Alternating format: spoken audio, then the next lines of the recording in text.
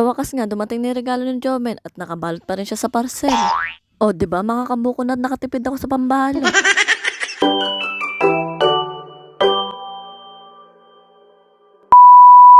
Matatapos na nga pala yung pasukan pero heto ako nananahi pa rin ng mga uniform. May pasok kasi bukas at napansin ko nga yung mga palda ni Cheska ay tanggal na sa pagkalak. Diyos ko, kung kailang magbabakasyon tsaka ko pa napansin. Kinabukasan nga, ginaya ko na ng maaga si Cheska at may pasok nga sila sa school. Halos 1 linggo na lang kasi yung pasok nila, tatama rin pa ba ako?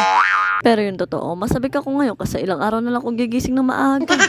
Ewan ko ba mga kabuko, pang night shift kasi ako. Yung tipon tulog ka sa umaga at gising na gising ka naman sa gabi.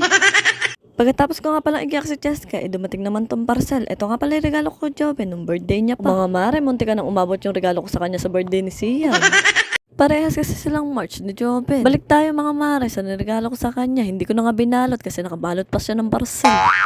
Inorderan ko nga pala siya ng bagong bag mga mare at napakaganda nga nito. Quality nga mga mare at ang take ay yayamanin. Wow! Nagandahan talaga ako sa bag na to mga mare kasi sulit yung binayad ko. Minsan lang talaga ako makahanap ng magandang bag mare at buti na lang natagpuan ko yung Mark Redin. Hindi pa nga natatapos dyan mare at may isa pa akong regalo kay Joven. Nag-alinlangan nga ako dito mare kasi hindi talaga siya pala suot nito. Pero ang ganda kasi mare kaya napabili na rin ako nito. O diba? Safety yung pagkakapak nila. Sobrang excited ko nga muntikan ko nang buksan. Hindi nga pala sa akin to.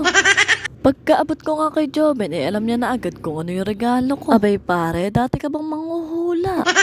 Mukhang nagustuhan niya na may regalo ko, kaya lang magustuhan niya kaya kapag next month na siningil ko na siya. Oo mga mare, pay later's life.